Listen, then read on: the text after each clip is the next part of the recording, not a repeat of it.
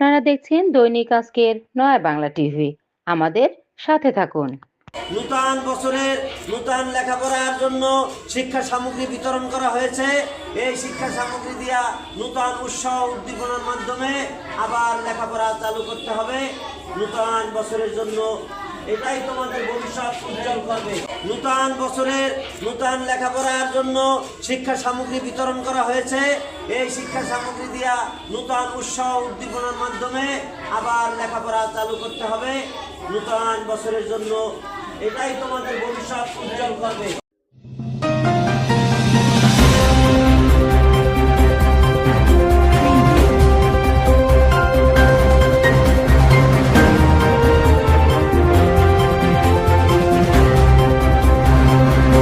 আমাদের সাথে থাকার জন্য আপনাদেরকে ধন্যবাদ।